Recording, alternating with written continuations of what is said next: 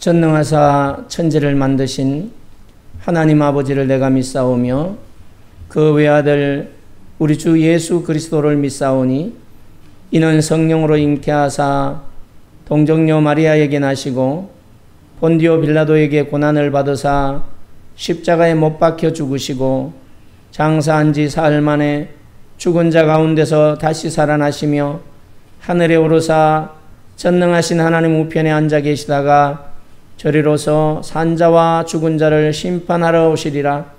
성령을 믿사오며 거룩한 공회와 성도가 서로 교통하는 것과 죄를 사하여 주시는 것과 몸이 다시 사는 것과 영원히 사는 것을 믿사옵나이다. 아멘. 하나님의 말씀은 마태복음 18장 18절 말씀. 진실로 너희에게 이르노니 무엇이든지 너희가 땅에서 매면 하늘에서도 매일 것이요 무엇이든지 땅에서 풀면 하늘에서도 풀리리라. 아멘. 사랑의 하나님, 오늘도 주의 말씀을 청종케 하심을 감사합니다. 말씀을 들을 수 있도록 우리의 마음을 열어주시고 우리의 마음을 옥토로 만들어 주시옵시고 불신은 풀리고 순종과 믿음이 새롭게 메워지는 은혜가 있게 하여 주옵소서. 종의 입술을 주관해 주셔서 진리를 선포하게 하시고 하나님의 거룩한 뜻을 이루게 하여 주옵소서. 예수님의 이름으로 기도하옵나이다. 아멘.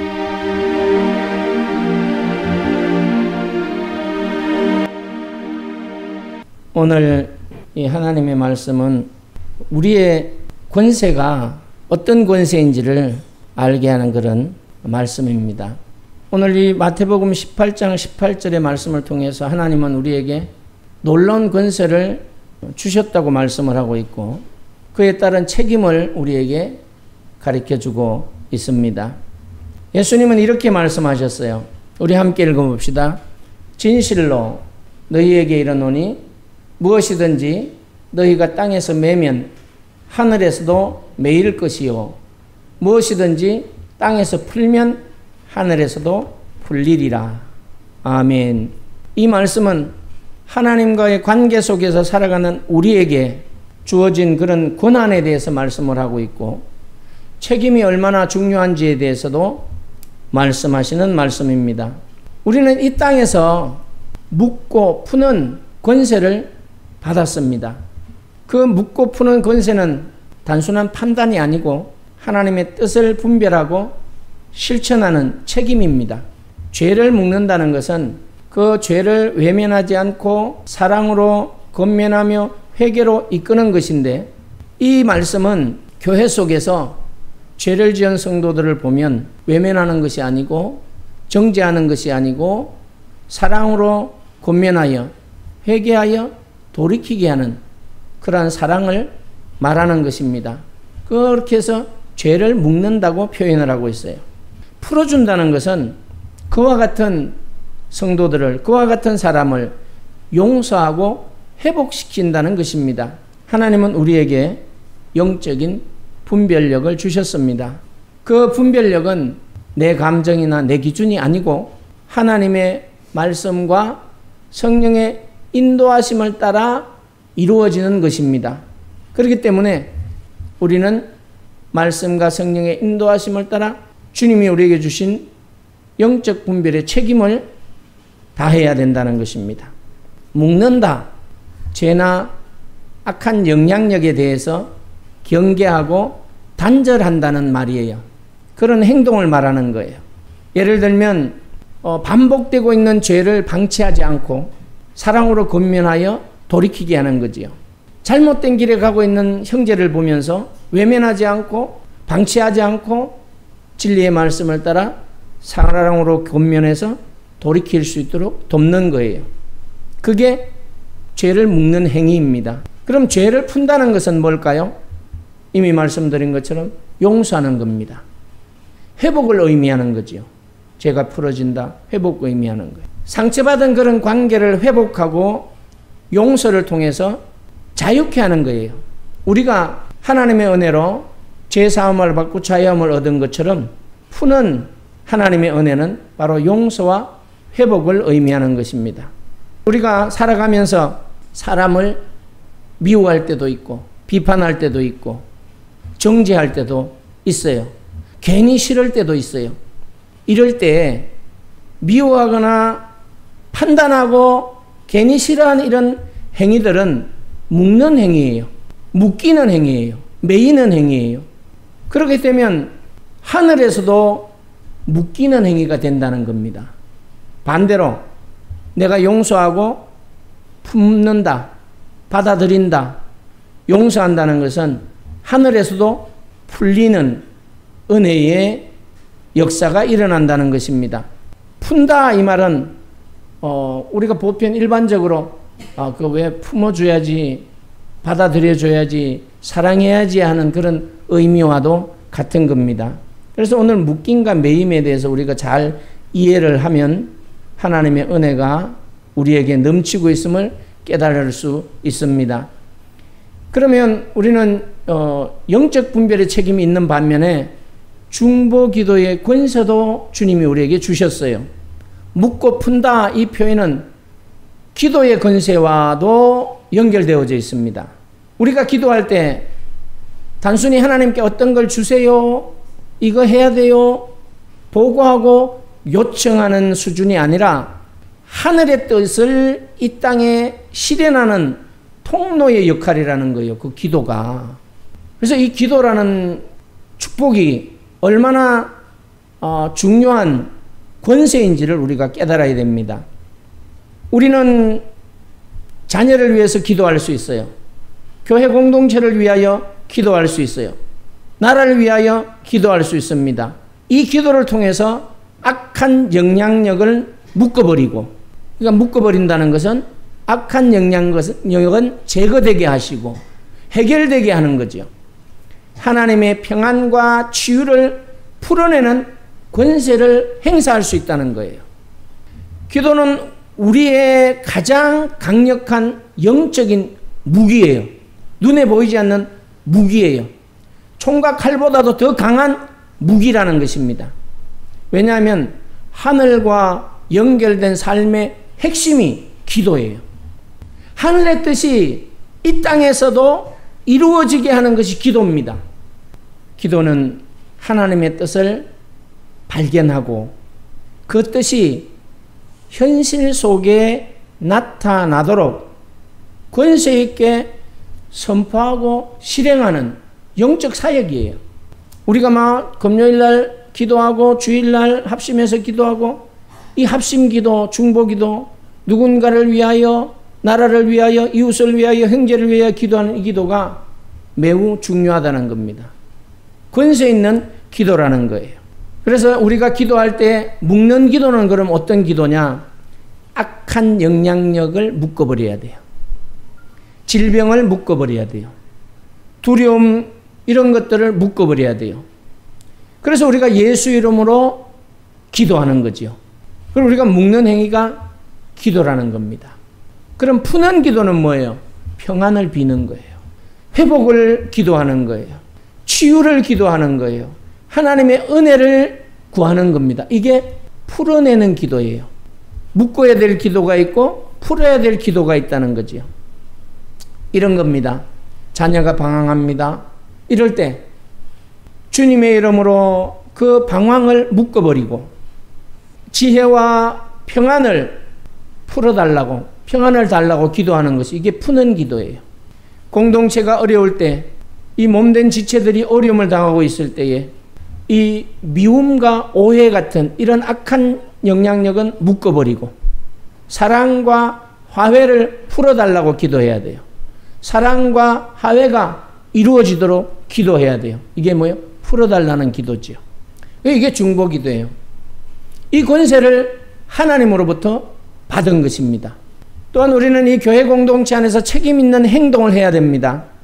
오늘 우리에게 주신 이 말씀은 이미 영적 분별력을 가진 우리가 공동체 안에서 이 징계와 회복이 있어야 된다는 거죠. 그래서 그릇된 길로 가는 형제들을 바로잡고 화해와 용서를 실천할 책임이 우리에게 있다는 겁니다. 비판과 정죄가 아니고 사랑으로 은혜로 바로잡아야 된다는 거죠. 그래서 죄를 범했을 때 그 누군가의 죄를 외면하지 말아야 된다는 거예요. 기도해야 된다는 거죠. 사랑하며 다가가야 된다는 거예요. 아유, 저 사람 형편없어. 저 사람은 교회 다니지만 상종할 사람이 아니야. 이렇게 멀리하라는 얘기가 아니에요. 사랑하며 기도하며 권면하라는 거예요. 외면하지 말라는 거예요. 사랑으로 다가가고 권면해야 된다는 것입니까? 그 사람이 회복할 수 있도록 도와야 된다는 거예요. 그게 우리의 책임이라는 것입니다. 묶는 것은 단절이 아니죠. 그래서 회복을 위한 책임 있는 행동이 묶는 행위예요. 그래서 우리는 악한 것들은 묶어버려야 돼요. 죄악들은 묶어버려야 돼요. 사랑과 화해와 용서는 풀어야 된다는 것입니다.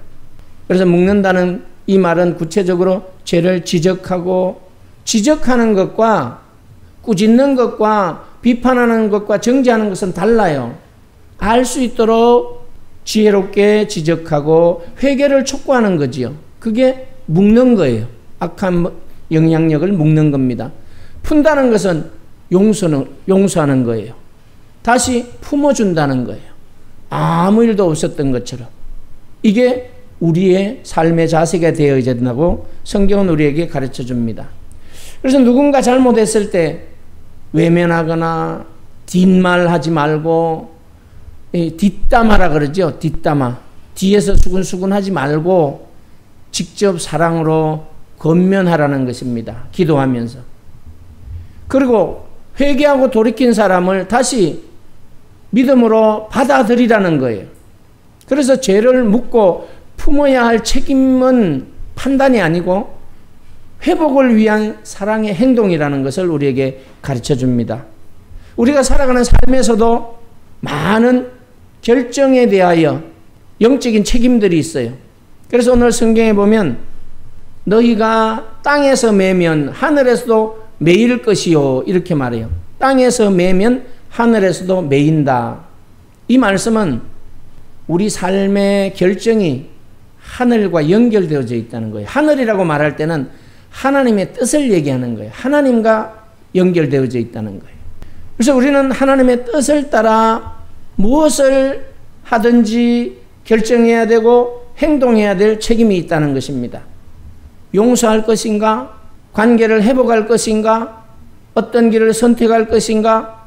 이런 모든 결정은 하나님의 뜻과 연결되어져 있다는 자각이 필요해요. 그래서 우리 선택할 때 기도해야 돼요. 바른 선택을 할 수 있도록.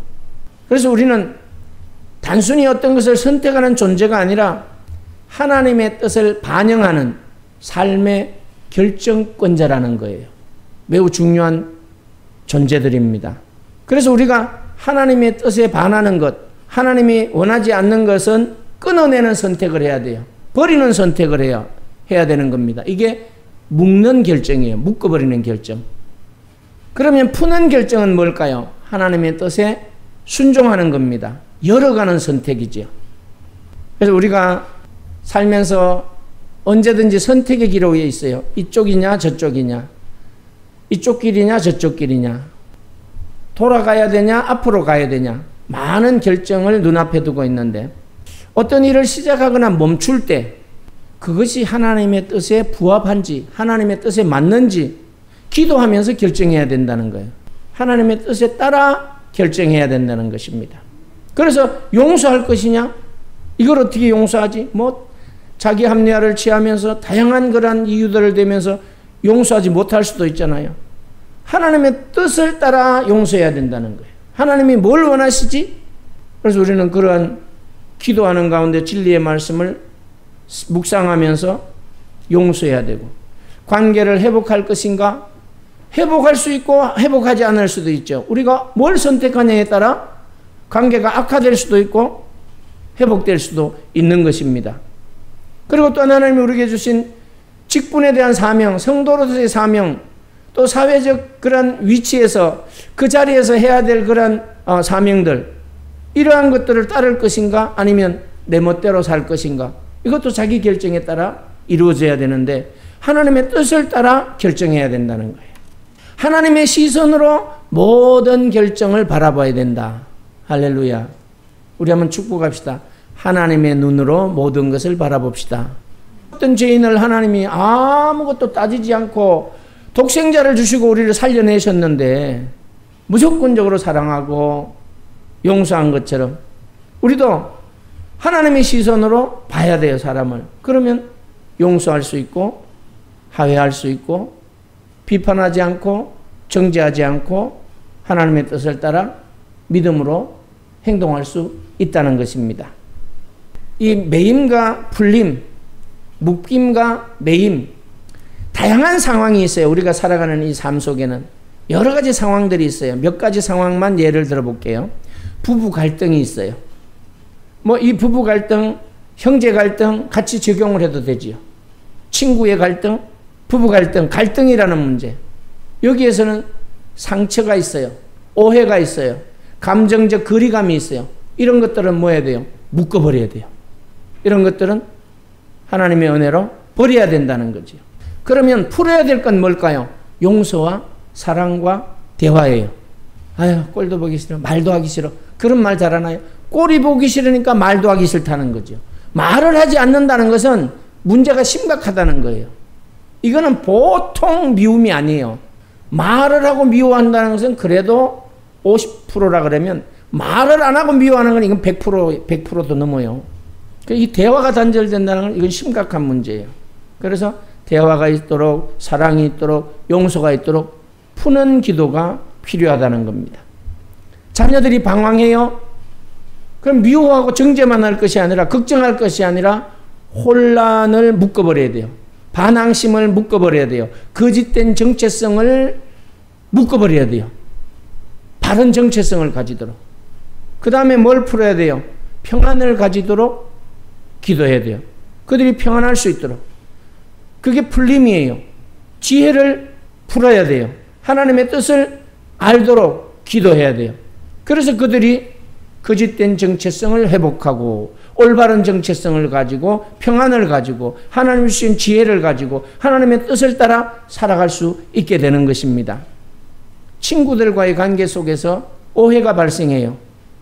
뭐 사사로운 일로도 오해가 발생할 수 있어요. 그래서 판단하게 되고 뒷말하게 되고 단절되는데 이런 것들은 묶어버려야 돼요. 그렇게 하면 안 된다는 거예요. 그 다음에 풀어야 되죠. 뭘로? 신뢰가 회복되어져야 돼요. 화해가 이루어져야 돼요. 진심이 알려져야 돼요. 오해했으니까. 그래서 이런 묶음과 풀림을 우리가 잘 사용해야 됩니다. 직장에서도 마찬가지예요. 직장에서도 갈등이 있어요. 경쟁심으로 인한 갈등, 질투, 불신, 다양한 것들이 있어요. 이런 것들은 묶어버려야 돼요. 하나님의 뜻에 반하는 것은 묶어버려야 돼요. 뭘 풀어야 될까요? 협력, 존중, 공동의 목표를 향하여 힘을 모아야 돼요. 이런 것들은 우리가 풀어야 될 문제지요. 자존감의 문제도 마찬가지예요. 우리가 살아가면서 아이들이나 어른들이나 마찬가지예요. 이 자존감이 낮으면 돌발 행동을 할 수밖에 없고 반항적인 그런 행동을 할 수밖에 없어요. 열등감 때문에 그런 거잖아요. 비교의식 때문에 그래요. 자기 비하 때문에 자존감에 문제가 발생해요. 이런 열등감, 비교의식, 자기 비하 이런 것들은 묶어버려야 돼요. 아유, 난 왜 이렇지? 다른 사람은 이렇게 잘하는데. 아니, 이런 거 다 묶어버려야 돼요. 하나님은 그런 걸 절대로 원치 않아요. 그럼 어떻게 해야 돼요? 정체성을 회복하고 하나님의 자녀답게, 하나님을 아버지로 둔 자녀답게 살아가야 돼요. 사랑받는 존재답게 살아가야 된다는 거죠. 자존감을 회복해야 된다는 거예요. 그 자존감의 회복은 뭐예요? 내가 누구인지를 알 때 회복되는 거죠. 우리가 하나님의 자녀라는 것을 알 때에, 하나님으로부터 사랑받는 것을 알 때에, 하나님으로부터 복을 받은 존재임을 알 때에, 그리고 오늘 말씀처럼 무빙과 매임을 실천할 수 있는 하늘의 권세를 가진 자들임을 알 때에, 그리고 우리는 이런 하나님의 은혜 가운데 늘 주님이 주신 능력으로 살아가는 존재임을 알 때에 우리는 자존감이 높아지는 겁니다. 교만과는 다른 거죠. 그래도 반복되는 유혹들이 있어요. 살아가면서. 자꾸 어둠의 세력들은 우리를 미혹하지요. 이 정도쯤이야. 한 번인데 뭐. 이런 유혹을 해요. 어떤 걸까요? 중독성. 뭐든 중독이 있어요. 뭐 술만 중독이 아니고 담배만 중독이 아니고 이 마약만 중독이 아니고 뭐예요? 드라마도 중독, 휴대폰도 중독, 다 도에서 지나치면 중독이에요. 일에도 중독, 일 중독이라 그러죠. 이게 중독이 너무너무 많아요. 이런 중독은 묶어버려야 돼요. 자유하지 못하니까. 습관적 죄, 자기 합리화. 하나님의 뜻을 따라 생각하고 분별해야 되는데 자기 합리화를 시켜요. 상황이 이래서 어쩔 수가 없었어. 자기 합리화를 시켜요. 그런 죄의 유혹에서 우리가 나와야 된다는 거예요. 그래서 어떻게 해야 돼요? 자유를 누릴 수 있도록 기도해야 돼요. 중독이 아니라 진정한 자유. 내가 드라마를 중독성 있게 보지 않아도 자유할 수 있는 그런 은혜를 사모해야 되고, 일을 중독된 것처럼 죽으라고 안 해도 자유할 수 있는, 그렇다고 일하지 말라는 게 아니잖아요. 적절해야 된다는 거예요. 적절. 일할 때 일하고 쉴 때 쉬고 주님과 교제할 때 교제하고, 일도 주의 영광을 위해서 해야 되고, 먹는 것도 먹든지 마시든지 무엇을 하든지 다 하나님의 영광을 위하여 하라 이렇게 했잖아요. 일하는 문제, 진리 안에서의 묶임과 매임의 관계에서 잘 이해를 해야 되는 것입니다. 우리의 삶을 방해하는 유혹들은 진리의 말씀과 하나님의 뜻에 비추어서 단호하게 묶어야 돼요. 그리고 진리로 자유해야 돼요. 이런 문제들을 잘 이해하고 받아들이고 믿음으로 주님을 바라볼 때에 진정한 자유가 주어지는 거예요. 또 공동체의 분열, 교회 안에서 파벌이 생기고, 뭐 성경 속에도 있잖아요. 바울파, 아볼로파, 이놈의 파가 있어. 파가 많으면 눈물 나요. 눈물 나. 싸움이 벌어지니까. 오해, 미움 생기지요. 이런 건 다 묶어버려야 돼요. 그래서 하나 되도록 풀어야 되는 거예요. 사랑하도록 풀어야 되는 거예요. 화해하도록 풀어야 되는 겁니다. 예배 또한 마찬가지요. 예배가 침체되어 있어. 뭘 묶어야 될까요? 무기력. 아니, 예배를 드리려고 하는데 힘이 있어야 되는데 힘이 없어. 영적 힘이 없어. 이런 무기력, 예배가 형식화되는 거. 아, 오늘 또 주일이니까 그냥 또 습관적으로 가야 되나. 이런 것들. 어수선한 가운데 집중되지 않는 그런 예배들. 이런 것들을 묶어야 돼요. 기쁨을 회복해야 되고, 자유를, 진리로 인하여 자유를 회복해야 되고, 성령의 임재를 느끼는 그런 영적 예배가 되어야 된다는 겁니다. 그래서 우리는 이런 무기력한 예배, 형식주의적인 예배, 혼란스러운 그런 예배는 묶어버려야 돼요. 기쁨과 자유가 있고 성령의 임재가 있는 그런 예배로 우리가 만들어 가야 돼요. 그래서 기도해야 되는 겁니다. 그래서 매일 매임과 풀림은 기도의 언어일 뿐만 아니라 우리의 삶의 태도와 선택으로도 실천할 수 있는 문제임을 알았어요. 묶을 때는 단호하게 묶어야 돼요. 죄를 묶을 때는 단호하게 묶어야 돼요. 풀 때는 은혜롭게 풀어야 된다는 거예요.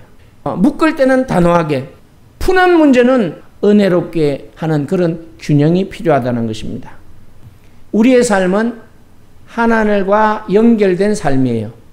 하늘과 연결된 삶, 하나님과 연결된 삶이라는 거예요. 그래서 언어가 중요하고 생각이 중요하고 마음에 품은 것들이 중요하다는 거예요. 연결되어 있으니까 하나님이 다 보시고 아신다는 거죠. 그래서 우리는 죄와 진리를 분별하고 행동할 영적 책임이 있어요. 연결되어 있기 때문에 하늘의 뜻을 이 땅에 풀어내는 기도하는 권세가 있어요. 기도는 권세예요. 회복과 용서를 실천하는 책임 있는 행동을 해야 된다는 거예요. 하늘과 연결되어 있기 때문에 하나님의 뜻에 따라 무엇이든지 결정하고 살아갈 책임이 있습니다. 하늘과 연결된 삶이기 때문이에요. 그래서 우리는 하늘과 연결된 삶이라는 것은 단순하게 하나님으로부터 기도의 권세를 받았다, 이런저런 묶임과 매임의 권세를 받았다, 이 선언이 아니라 그 권세를 어떻게 책임있게 사용할 것인가에 대한 말씀이라는 거예요. 하나님은 우리를 하늘의 뜻을 이 땅에 실현하는 동력자로 불러주셨어요. 그래서 우리는 묶고 푸는 권세도 받았어요. 이 권세는 책임 없는 그런 자유가 아니고 하나님의 마음을 품고 살아가는 책임 있는 권세라는 거예요. 여긴 책임이 따르는 거예요. 오늘 이 말씀을 우리 마음에 새기며 우리의 삶 속에서 하나님과 연결된 존재로 살아가시기를 축복합니다. 기도로 묻고 사랑으로 풀면서 하나님의 뜻을 이 땅에 이루는 삶을 살아가시기를 축복합니다. 사랑의 하나님 감사합니다. 오늘 주신 말씀을 우리의 삶 속에 실천할 수 있도록 은혜를 베풀어 주시옵소서. 하나님의 거룩한 백성들이 그 권세를 사용하여 결박할 것은 결박하고 풀어야 할 것은 풀게 하여 주시옵소서. 늘 하나님의 은혜 가운데 주신 권세를 잘 사용하는 책임 있는 삶이 되게 하여 주시고 하나님의 뜻을 이 땅에 이루는 복된 삶 되게 하여 주옵소서. 예수님의 이름으로 기도하옵나이다. 아멘.